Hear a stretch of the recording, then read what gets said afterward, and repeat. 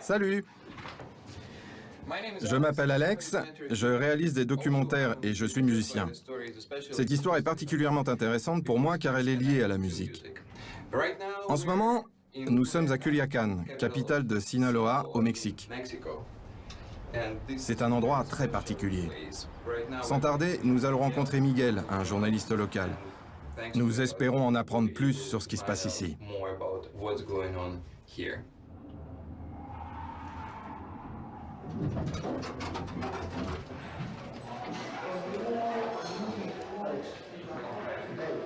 Salut! Salut! Pourquoi nous aides-tu, Miguel? Pourquoi travailles-tu sur ce documentaire? Et pourquoi cela t'intéresse-t-il personnellement? Eh bien, d'un côté, je veux en savoir plus parce que j'essaie d'écrire un scénario de série télévisée sur l'histoire du trafic de stupéfiants à Sinaloa. Mais d'un autre côté, je veux que le monde sache ce qui se passe réellement ici. Je le veux et je veux que vous compreniez comment tout fonctionne.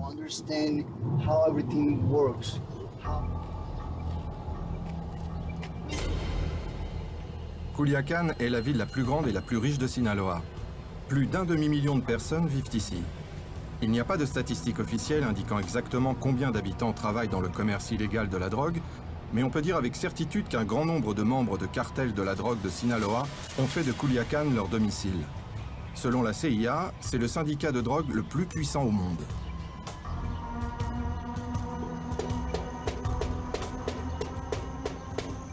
Les gangs de drogue mexicains ont monté en puissance après le déclin des cartels colombiens au début des années 90. Depuis lors, les Mexicains contrôlent l'ensemble de la chaîne du trafic de drogue au départ des plantations en Amérique du Sud, à travers les montagnes du Mexique et à destination des revendeurs dans les rues aux États-Unis. Certains disent que c'est l'esprit entreprenant du cartel de la drogue de Sinaloa qui a transformé l'Amérique en consommateur mondial numéro 1 de cocaïne et de cannabis. On estime que les cartels mexicains gagnent au minimum de 20 à 30 milliards de dollars par an aux États-Unis. Bonjour au Mexique de Culiacán et salutations au monde entier. Cet homme avait seulement 14 ans lorsqu'il s'est mis au crime. Il était recherché pour meurtre, alors sa grand-mère lui a donné de l'argent et il a pris la fuite. Il a rejoint une bande de trafiquants de drogue et après des années passées dans cette bande, un rôle important lui a été attribué. C'est du passé maintenant. Et il nous a demandé de ne pas révéler son vrai nom. Y a-t-il quelque chose que vous regrettez? Je ne regrette rien. Ce qui est fait est fait. Y a-t-il quelque chose que vous auriez fait autrement? Si je pouvais changer quelque chose, eh bien... Oui, ma fille.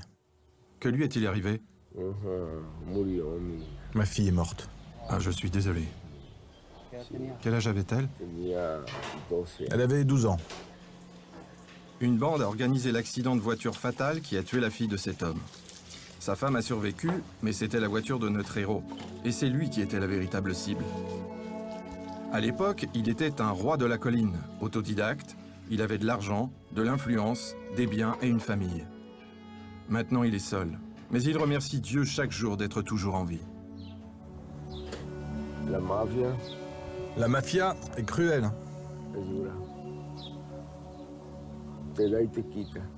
Elle vous donne beaucoup, mais elle vous prend beaucoup aussi. Oui, elle vous prive de votre famille, un échange d'argent et de problèmes.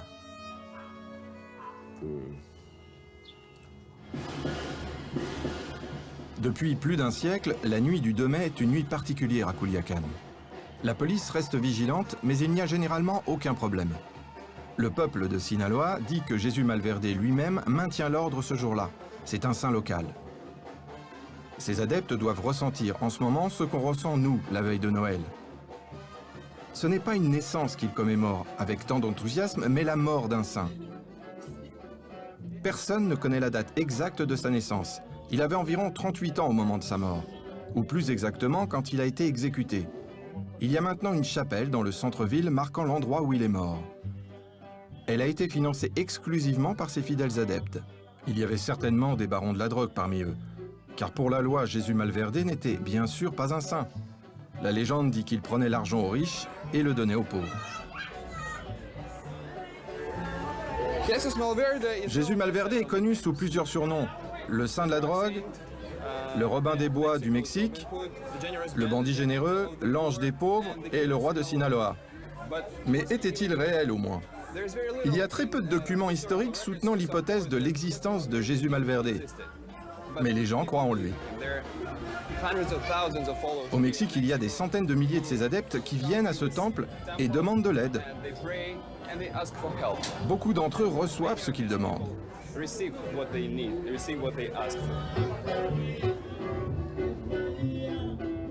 Les pèlerins viennent à Culiacán de tous les coins du pays. Nombre d'entre eux disent plus tard qu'il a fait des miracles et reviennent afin de remercier le saint et lui demander de nouveau son aide. Pouvez-vous m'expliquer ce que signifie Jésus Malverde pour vous?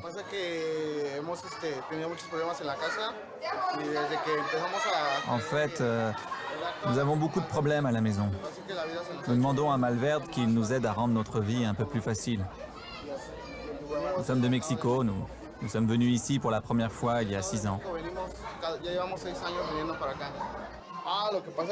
Quant au tatouage, j'ai souvent demandé de l'aide à Malverde pour moi-même et ma famille. Et en retour, je lui ai promis de faire un tatouage avec son image s'il nous aide. Et depuis, j'ai beaucoup de respect pour lui. Je vais le vénérer jusqu'à ma mort.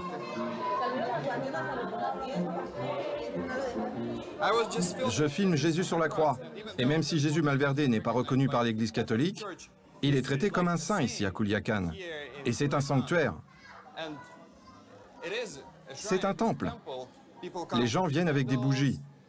Vous voyez des portraits de Jésus Malverde partout, mais en même temps, cela ne ressemble pas à un temple habituel. C'est très libre. Il y a une ambiance très détendue.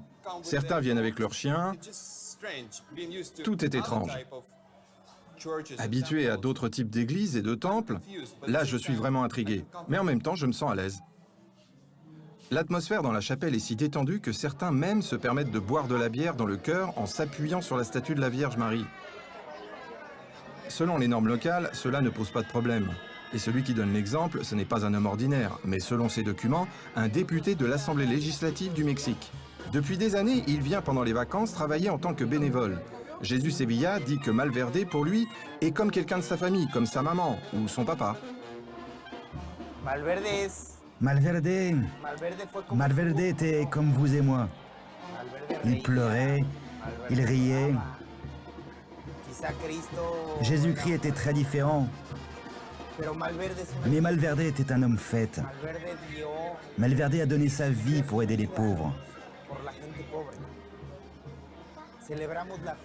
Aujourd'hui, c'est une fête. Nous célébrons la vie d'un homme qui nous protégeait.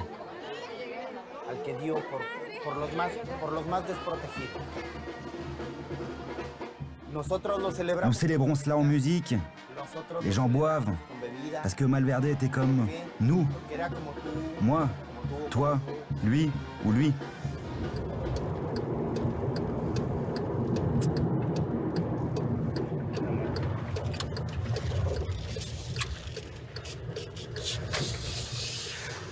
Bon, c'est le cimetière. C'est le cimetière où de nombreux barons de la drogue ont été enterrés?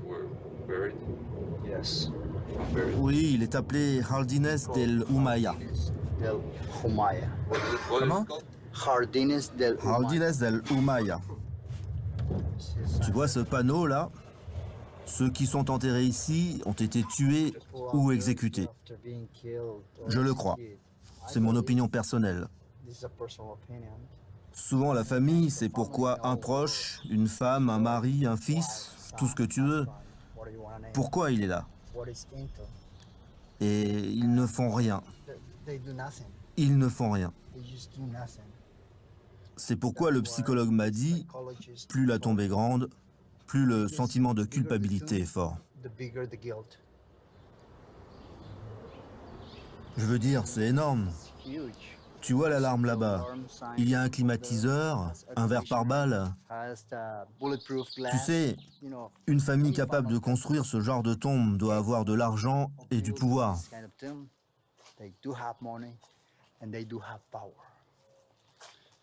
Qu'est-ce que c'est? C'est un parking? Ouais, c'est un parking dédié à cette tombe ici. Donc elle a même son propre parking. Et on peut facilement garer 10 voitures ici. 10 voitures, ou disons 8 voitures. Ça vous donne une idée.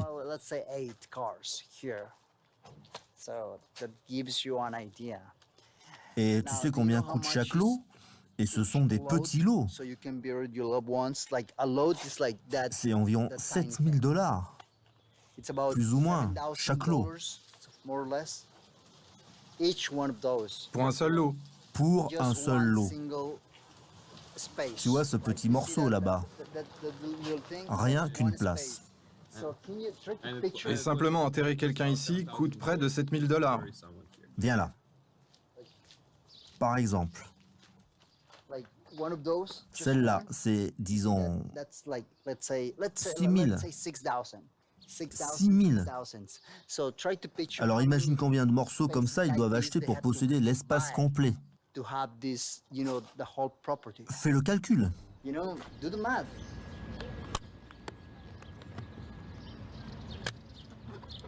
Bocho Ramos représente la culture musicale locale de la drogue sous sa forme la plus douce et la plus inoffensive.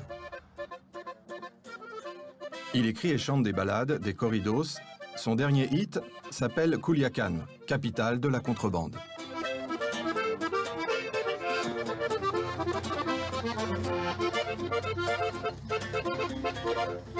Yo vivo en la capital del contrabando y Culiacán se conoce donde quiera. Yo sé cómo corre el agua aquí en las calles, conozco sus territorios y fronteras. Todos saben que para agarrar billetes tienes que rolarte entre la quemadera.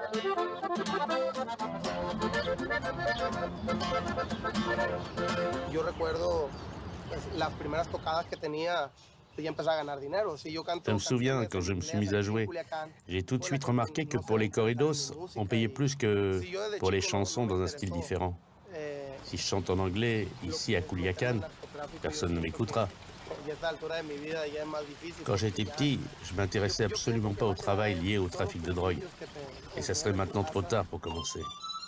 Je pense que tout dépend de l'éducation que vous donnent vos parents.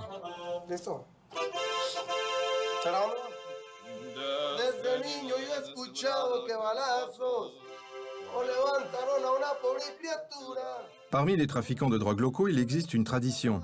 Commander une chanson corrido personnelle pour la chanter lors d'une fête entre amis ou après la mort de quelqu'un pour se souvenir des exploits de cette personne devant sa tombe. On peut en remettre une couche, le genre narco-corridos ne l'interdit pas. Et combien coûte généralement une corrido? Ça dépend du groupe. Cela peut être 2000 $, 5000, 1000 $. Le prix peut varier. Les toucans peuvent demander 20 000 $. Une chanson peut-elle coûter 50 $? 50 $? Ah bah seulement s'il n'y a que 2 mots. Pour 2 mots. Hein. 2 seulement? Ouais, 2 seulement, pas plus. Ces jeunes gens dont les corps sont enterrés dans ce spectaculaire mausolée de 2 étages auraient assez d'argent pour bien plus qu'une chanson sur leurs exploits. C'est leur nièce Julissa qui nous a autorisés à entrer. Elle n'a pas assez de temps pour les narco-corridos, mais admet qu'ils sont très populaires. Les membres de la famille viennent nettoyer la tombe chacun leur tour. Aujourd'hui, c'est le tour de Julissa. Alors, pour vous, est-ce qu'un trafiquant de drogue, riche et puissant, est quelqu'un de séduisant? Non, je ne pense pas. Ce n'est pas pour moi. Je voudrais avoir une vie plus tranquille. Sinon, vous venez à peine de vous marier et votre mari est tué. De nombreux mariages ne durent que quelques semaines à cause de cela. Non, ce n'est pas mon type d'homme. Il y a toujours des travaux au cimetière Jardines del Humaya. Comme dans une petite ville, de nouveaux quartiers apparaissent constamment. Il y a beaucoup de boulot pour ceux qui travaillent ici, mais ils se plaignent d'être sous-payés. N'avez-vous jamais pensé à devenir un baron de la drogue ou vous mettre au trafic de drogue? Vous pourriez gagner beaucoup plus d'argent qu'en faisant des travaux de construction ici, non? Qu'en construisant des tombes pour des barons de la drogue morts. Eh bien, oui. Si on me le proposait, je serais d'accord. Nous ne gagnons pas grand-chose ici. Là-bas, en une journée, vous pouvez gagner autant que sur le chantier en une semaine.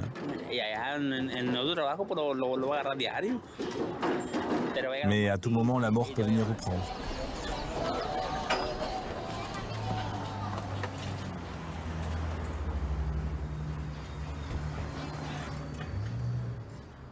Ce quartier est appelé Los Pinos, les pins.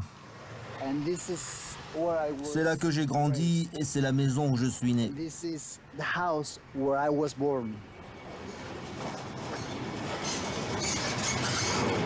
On jouait au foot, une rue contre une autre rue.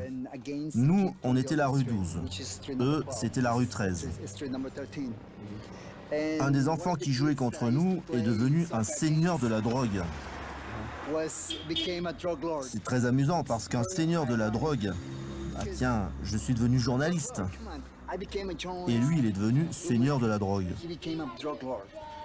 Je veux dire, mais c'est incroyable. Si nous savions, quand nous étions enfants, si on savait ce qu'on allait devenir, qu'il deviendrait l'un des hommes les plus recherchés du monde. Bonjour. Salut. Ça va? C'était mes voisines. Salut Miguel, comment vas-tu? J'ai regardé les documents, je vous remercie beaucoup. J'ai trouvé le nom de la femme que tu avais demandé. C'est la ligne de fond, tu sais. J'avais une famille qui m'a mené dans la bonne direction. Il n'avait pas de parents. Son père a été tué quand il avait 13 ans. Il s'est retrouvé orphelin. Il n'y avait personne pour l'orienter. Et voilà ce qui s'est passé.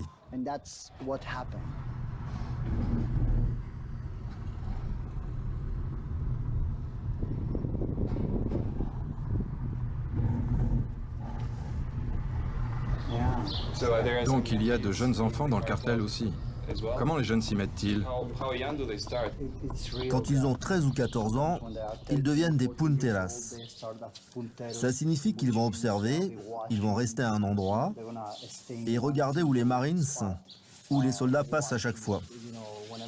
Ils vont savoir si les Marines vont dans telle ou telle direction. En général, c'est comme ça qu'ils commencent. Ensuite, ils deviennent des pistoleros ou des sicarios, des hommes armés, puis ils commencent à transporter de la drogue. Ce sont différentes étapes dans l'organisation du cartel de Sinaloa. Nous ne savons pas de quoi est mort ce garçon, mais il avait seulement 16 ans. Et si vous marchez le long du narco-cimetière Jardines del Rumaya, vous pouvez trouver beaucoup de tombes de très jeunes garçons. Ici, personne ne sera surpris. Tous les ans, sur ce prestigieux cimetière, 500 personnes sont enterrées. La principale activité de beaucoup d'entre elles était le trafic de drogue. Mais personne n'en parle ouvertement, c'est tout de même illégal. Si leur mort était liée au trafic de drogue, les corridos et les narco-corridos donnent l'occasion de raconter leurs histoires aux autres, que leurs activités soient légales ou pas. Il y a beaucoup de chansons sur Jésus Malverde. Et c'est en grande partie à travers ces chansons que les gens découvrent ses exploits et les comparent à ceux de Robin des Bois. C'est bien Jésus Malverde compris pour ceux qui sont encore en vie et encore en activité. D'après ce qu'on raconte, il aide tous les croyants, sans faire beaucoup attention à leur type d'activité. C'est pour cette raison qu'au Mexique, le peuple l'adore. Connaissez-vous Jésus Malverde? Croyez-vous en lui? Vous croyez en Malverde? Oui, je crois en Malverde. Je crois en Dieu. Et Dieu nous dit de croire en ses saints aussi. Or, Malverde est un saint. Écoutez, une fois je devais apporter de l'héroïne à New York. Vous vous en souvenez, je vous en avais parlé. À New York? Oui, et sans Malverde, je ne me serais certainement pas sorti de tout cela. Je n'aurais pas pu faire ça sans son aide. J'avais de l'héroïne dans la voiture, de l'héroïne blanche. Les chiens l'ont senti, mais la police, pour une raison quelconque, ne m'a pas arrêté.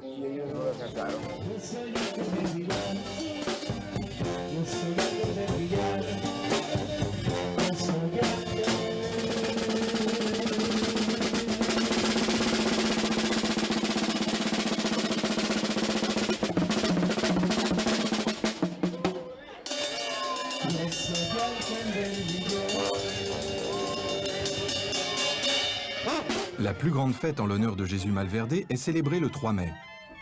Certaines personnes commencent à célébrer tôt le matin, juste après la prière du soir et les festivités. Quelques heures de sommeil et vous pouvez continuer. Vers midi, les rues près de l'église de Jésus Malverde à Culiacán sont remplies de milliers de personnes qui commencent une procession, un défilé en l'honneur du saint. Les disciples de Jésus Malverde croient que tout le monde a le droit d'être heureux. Et tout ce qui vous fait sentir heureux convient à Jésus Malverde. Si vous buvez du whisky, c'est tout à fait bien. Vous pouvez simplement en verser d'abord sur la tête de Jésus Malverde, puis le partager avec d'autres, car il apporte la joie et le bonheur.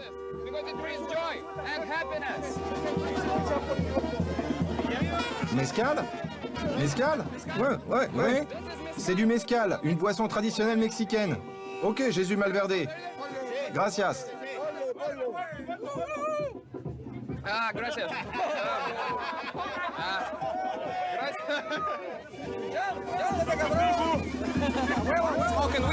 Fumer de l'herbe ou de la marijuana permet aussi à beaucoup de gens de se sentir bien. Mais cela ne signifie pas que tout le monde ici soit lié d'une manière ou d'une autre au trafic de drogue. Non, cela fait partie de la culture locale.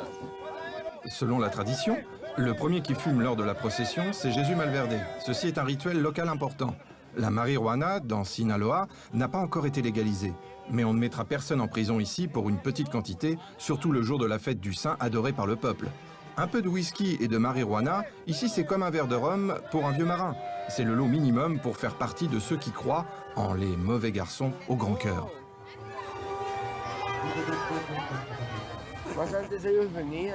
Ce sont les Américains qui ont lancé cette histoire. J'étais alors petit. Je me souviens que les Américains débarquaient ici avec leurs petits amis pour acheter de la marijuana et en ramener chez eux. La police a ensuite installé des postes de contrôle.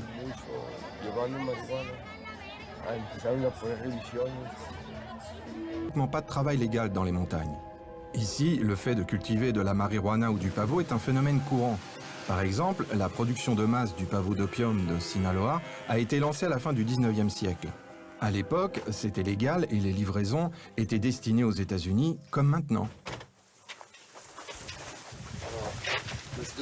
On y va, mec. Alors c'est quelqu'un qui vit ici et les cultive. Oui. Ces gens ont une voiture, un quad, une moto. Beaucoup de choses que les fermiers normaux ne peuvent pas toujours se permettre.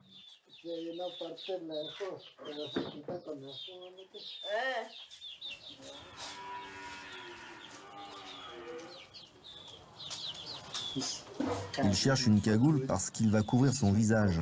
Il ne veut pas montrer son visage. La famille cultive la marijuana depuis des décennies. Et il y a beaucoup de gens comme ça ici. À Sinaloa, on produit des milliers de tonnes d'héroïne par an.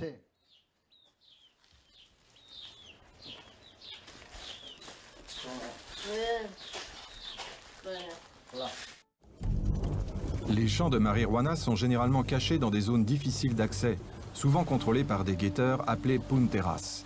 Le cartel nomme un superviseur local qui accorde des autorisations aux paysans de cultiver les herbes servant à produire de la drogue.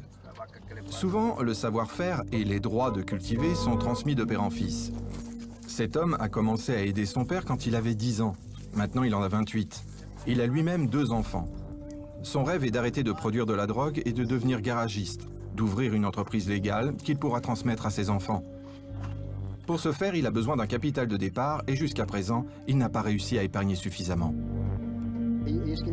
Tout ça, c'était un champ de marijuana, c'est ça? Oui, partout. Il y en avait partout. Avant que les militaires ne débarquent et ne prennent tout. On trouvait de la marijuana sur toutes ces terres, qui sont vides maintenant. Ils sont venus comment?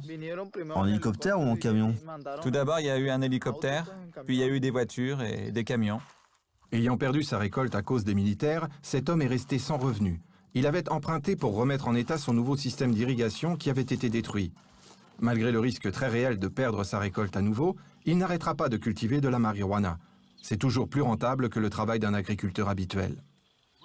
Dites-nous s'il vous plaît, pourquoi cultivez-vous de la marijuana et non pas, disons, des tomates ou du maïs ou autre chose? Pourquoi préférez-vous ce type d'agriculture? Nous pratiquons d'autres cultures aussi, comme les tomates ou le maïs.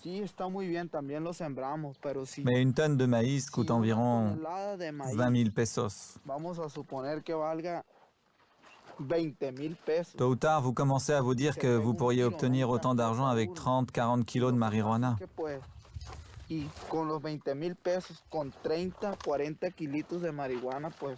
Voilà pourquoi nous faisons ça.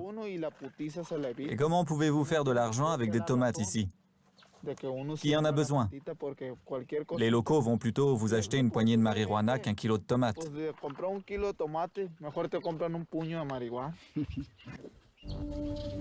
Autrefois, la marijuana coûtait encore plus cher à Sinaloa, ce qui rendait sa production encore plus rentable. Suite à la légalisation du cannabis dans certains États américains, la production de ce dernier est devenue légale aussi. Cependant, les pertes des trafiquants de drogue sont incomparables par rapport à celles des agriculteurs. La marijuana cultivée localement coûte 260 fois moins cher que celle des vendeurs légaux en Amérique.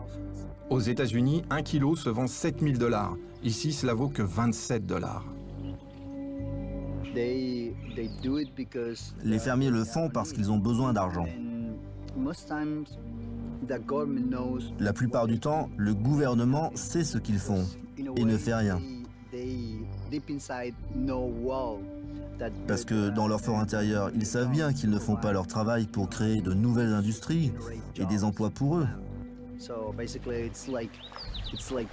C'est un secret de polichinelle. Ils le savent tous. C'est comme un jeu. Finalement, c'est comme un jeu. Il me semble qu'ils jouent un jeu. Ils font semblant de chasser ces gens. Et ces gens font semblant de se cacher. Finalement, tout le monde s'en sort. Tu vois ce que je veux dire? Une fois, nous étions en train d'amener de l'argent pour le gouvernement à travers le désert. Il fallait le laisser là-bas. Puis l'argent devait être enlevé par un hélicoptère. Et tout d'un coup, un pneu a crevé. On a découvert qu'il n'y avait pas de roue de secours dans la voiture. Les responsables ont été tués, parce qu'il ne faut pas être aussi idiot. Comment pouvez-vous ramener toute une fortune dans une voiture sans roue de secours? Combien d'argent vous aviez avec vous? Environ 1,5 million de $. L'impopularité du gouvernement remonte à l'époque de Jesús Malverde. Les bandits sont souvent considérés comme des gars tout à fait bien.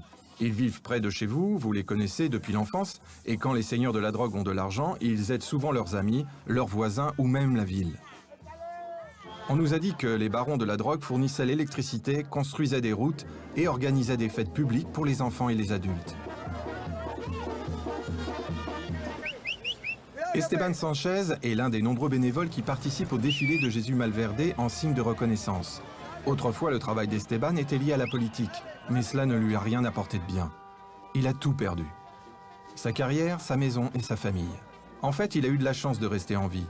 Il croit que Malverde seul l'a aidé à se remettre sur ses pieds. Esteban a trouvé la joie et le sens de vivre dans son nouvel emploi. Il est devenu clown et il dit que c'est beaucoup plus sûr que d'être un haut fonctionnaire ou un seigneur de la drogue. Cela signifie peut-être moins d'argent et d'attention de la part des dames, mais les clowns vivent certainement plus longtemps. Hélas, les habitants de la Sierra, des montagnes, demandent aussi des miracles, de l'aide, et ils en reçoivent. Les miracles ont lieu chez les très pauvres, comme les gens de la Sierra, qui prient pour une bonne récolte de l'herbe, pour le profit. Mais ce n'est pas tellement associé au trafic de la drogue. C'est plutôt lié à la pauvreté des gens qui sont dans le besoin, qui demandent sincèrement et croient dur comme fer. Et cela s'explique par la générosité de Malverde.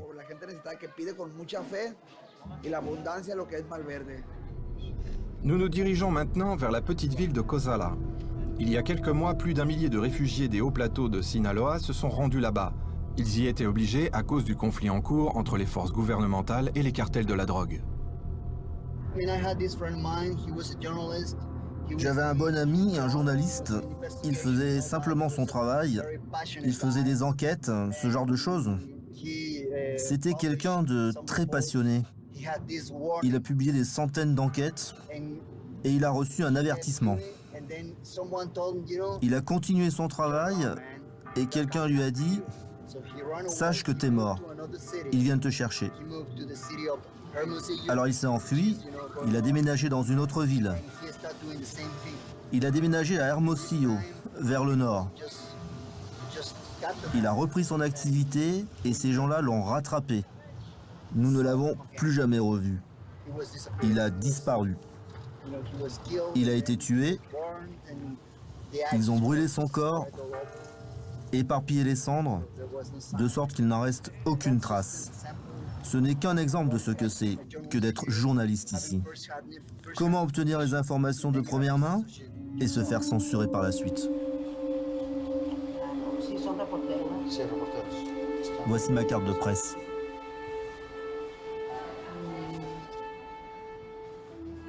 Il y avait environ 150 familles, c'est bien ça? 250. Oui, 250. Donc il y a 1 millier de personnes là-bas au moins. 250 familles. Oui, donc environ 2000 personnes. Moins de 10 000 personnes vivent dans la petite ville de Kozala. Et le logement pose problème. Beaucoup ont laissé derrière eux tout ce qu'ils possédaient. Ils essaient maintenant de reconstruire leur vie et ne perçoivent aucune aide du gouvernement. Le bureau du maire ne pouvait pas expliquer pourquoi tant de gens ont soudain quitté leur village en envahissant la ville, ni ce qu'ils étaient censés faire après. La plupart des gens ont refusé d'être filmés et de parler de la raison qui les avait poussés à partir. Ils avaient trop peur. Hors caméra, beaucoup de gens ont dit s'être enfuis à l'arrivée d'hélicoptères des forces spéciales venus de nulle part. Apparemment, ils étaient à la recherche d'un seigneur de la drogue notoire qui, d'après le gouvernement, pouvait se cacher dans une des maisons. Je m'appelle Lorena, j'ai 21 ans. C'était très difficile pour moi. Ma fille a 3 ans. Et quand nous sommes sortis dans la rue, je la tenais par la main. Tout s'est passé très vite. Ils ont débarqué et j'ai pas eu le temps de prendre quoi que ce soit, seulement ma fille. Même pas de nourriture, rien. Nous devions dormir là où nous étions quand la nuit tombait. Tout le long du chemin, nous avons eu peur des avions et nous nous cachions tout le temps. Si on nous avait repérés, on aurait envoyé un hélicoptère nous chercher. On vous a tiré dessus? Ça aurait pu se produire. Nous ne savons toujours rien. Beaucoup de gens ont perdu tout ce qu'ils avaient. Et à ce stade, on nous a pas dit ce qui se passerait après, si on va nous rendre notre bétail. Beaucoup de gens sont partis pour Culiacán, pour trouver la réponse à leurs questions.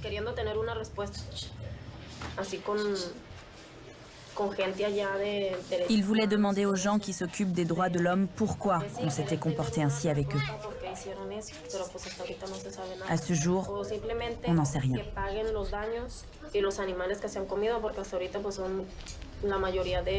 Qu'ils nous rendent simplement tout l'argent pour le bétail qu'ils ont mangé. À l'heure actuelle, presque tous nos animaux ont été mangés.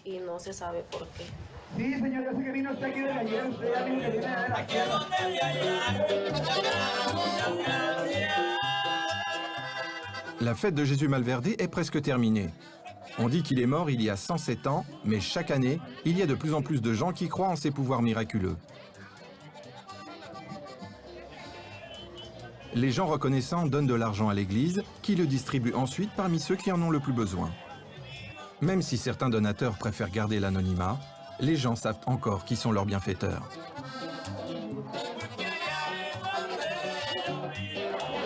Ce monsieur vient d'avoir sa ration de nourriture gratuite de la part de Jésus Malverde. La pauvreté reste le plus gros problème à Sinaloa et au Mexique en général.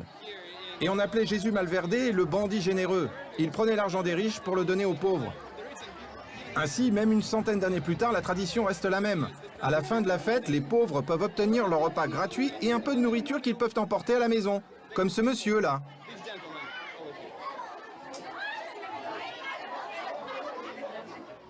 Merci d'être venu au Mexique.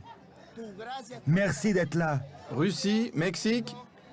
Russie, Mexico. Oui, exactement. Malverde.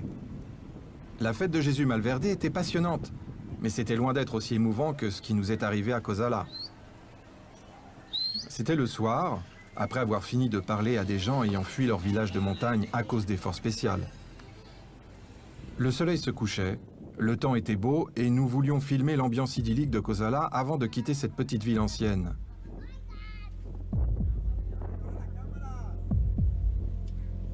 Tout à coup, des hommes armés ont débarqué. La plupart étaient habillés en noir et avaient l'air très déterminés. Nous avons appris plus tard qu'ils étaient des agents de sécurité qui travaillaient pour le cartel de la drogue. Ils ont pris nos papiers et notre équipement. Il a fallu quelques explications et quelques appels téléphoniques, mais on nous a tout rendu. Stanislav, notre caméraman, a souffert le plus. Il a été battu, mis à genoux, avec un pistolet sur la tête. La police était littéralement au coin de la rue. Malheureusement, nous n'avions pas la moindre possibilité de filmer ce qui s'est passé. Vous voyez sur l'écran tout ce que nous avons pu capter.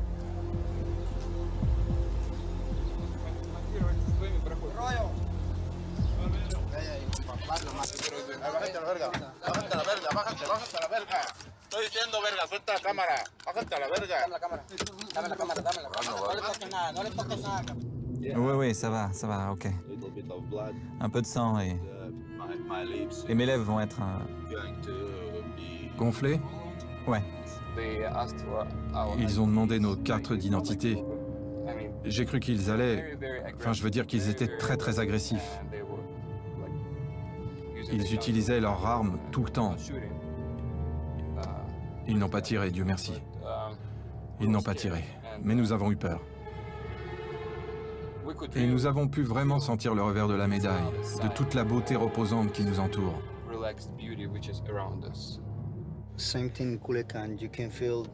Même chose à Culiacán. Vous pouvez sentir qu'à tout moment, en tout lieu, ça n'a pas vraiment d'importance. Aujourd'hui, c'était en plein jour. Vous ne vous y attendez pas, mais c'est ça notre situation. Nous vivons avec ça. C'est comme ça. Je sais que Culiacán est un endroit paisible, tout a l'air si agréable. Vous pensez qu'il est difficile de croire que quelque chose peut vous arriver là-bas, mais ça arrive.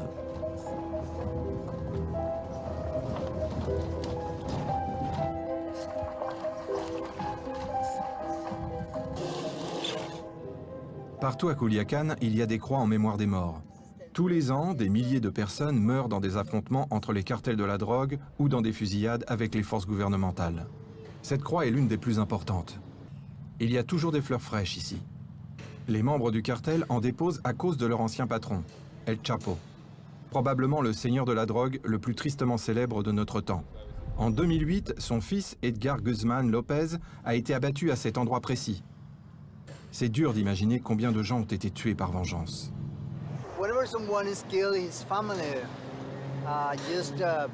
Quand quelqu'un se fait tuer, la famille plante une croix à l'endroit du meurtre.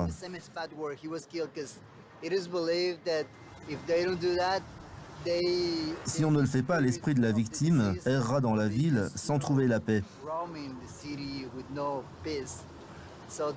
Alors, ils plantent des croix. En traversant la ville, vous allez voir beaucoup de croix. C'est en quelque sorte le cimetière caché de Culiacán. Il y a des croix partout. Ce qui est effrayant, c'est que ces croix sont utilisées aujourd'hui comme des points de repère, des points de rencontre. Genre, tu sais où le fils d'El Chapo a été tué? Eh bien, je te rejoins là-bas. Ou tu sais où El Guerrero a été tué? On se donne rendez-vous là-bas.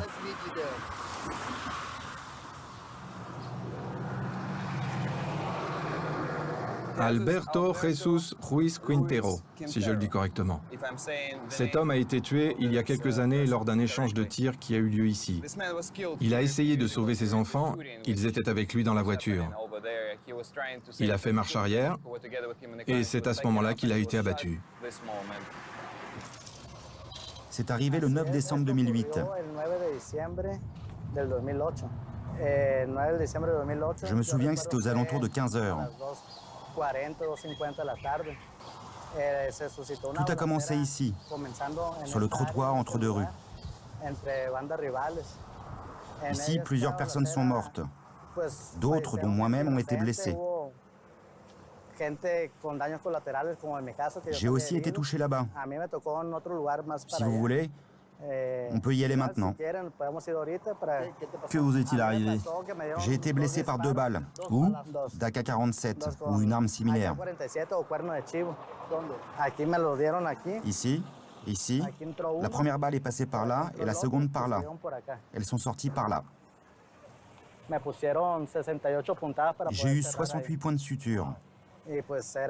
J'ai entendu une explosion et je pouvais voir mon os dépasser de la plaie.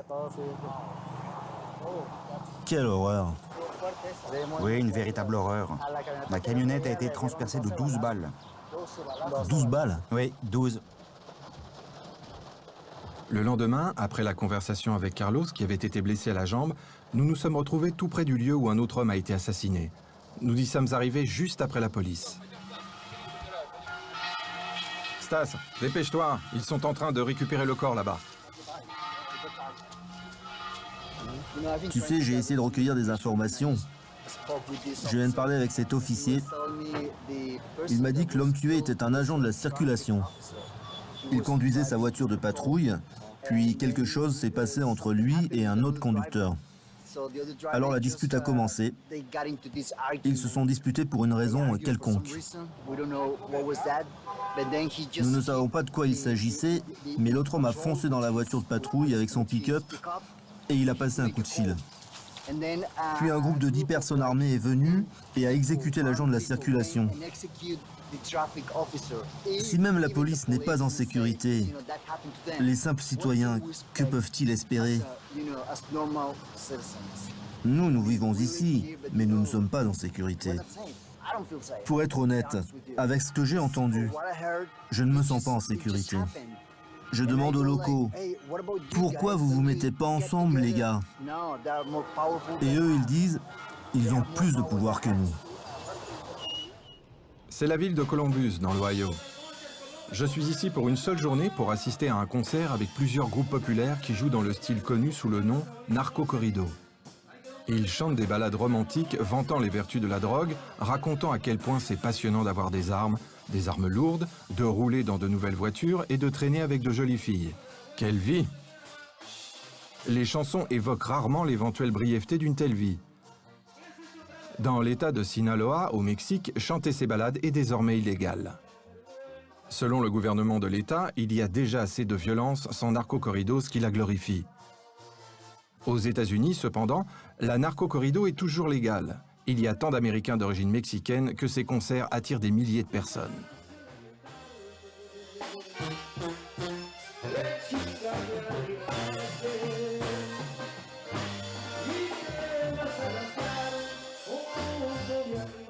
D'une certaine manière, ça vous rappelle votre enfance? Oui. Ça ressemble à la vraie vie, si vous venez du Mexique. Donc, Chaque Mexicain a pensé un jour ou l'autre à travailler dans la drogue. Pas seulement moi, hein. Tous. Tout le monde sait que travailler dans la drogue est très dur. Il y a beaucoup de concurrence.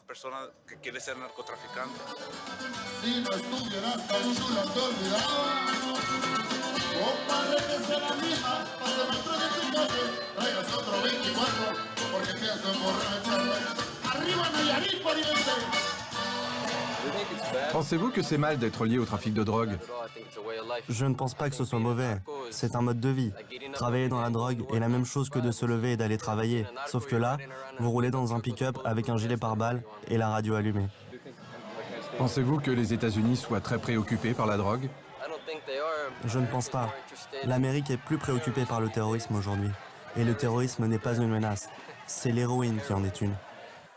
Les plus grandes stars de narco-corridos peuvent se permettre le mode de vie d'un vrai trafiquant de drogue.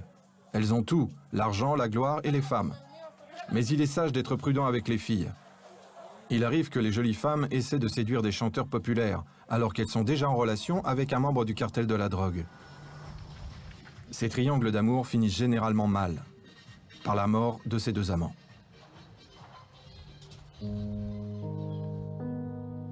Beaucoup de jeunes femmes sont enterrées au cimetière Jardines des Lumaya. Nombre d'entre elles auraient pu devenir des reines de beauté ou des mannequins d'élite. Cette tombe contient les restes d'une femme qui était autrefois la maîtresse d'un seigneur de la drogue notoire. Il a été arrêté aux Pays-Bas en 2013. La fille a été assassinée le lendemain. Qui l'a fait et pourquoi? On ne peut que deviner. Je te le dis, je te le dis. On peut demander à n'importe qui, au hasard, dans cette ville. Ils vont vous dire, tous vont vous dire un jour ou un autre, ils ont perdu un être cher. à cause de la violence. Je vous dis, on peut demander à n'importe qui. On peut aller au centre-ville. On peut demander à... Ouais, on peut demander à ce gars-là s'il est d'accord. Excuse-moi, je peux te poser une question? Oui? Ces gens sont de la télévision russe. Ils tournent un film sur le trafic de drogue. On dit que tout le monde dans cette ville a perdu un ami ou un parent. Vous avez perdu un ami ou un parent? Oui, beaucoup de gens. Il a perdu un proche. Tu as souffert aussi. Tu as perdu un ami ou un parent? Oui. Il y a longtemps? Récemment, un de mes amis a été tué. Récemment, un de ses amis a été tué. Il n'y a pas si longtemps, son ami a été tué? Oui, et je le dis, nous pouvons demander à tout le monde, et tout le monde vous dira la même chose. C'est à cause de la violence. Est-ce que ça en vaut la peine? Vous connaissez la réponse. Muchas gracias, amigos. Buenas noches. C'est votre ami? C'est mon ami. Oui. Il a été tué. Par la mafia. Beaucoup de gens disent et croient que Dieu est amour. Dieu est amour. Oui. Vous y croyez aussi? Dieu est amour. Oui. Dieu est amour. Dieu... Écoute attentivement ce que je vais te dire. Dieu nous aime tous. Oui, mais il n'aime pas toujours ce que nous faisons. Tu comprends, hein? Eh bien, on reçoit ce qu'on mérite, c'est cela? Ouais, c'est vrai. On récolte ce que l'on sème. Très bien. Muchas gracias. Merci. Adios. Merci.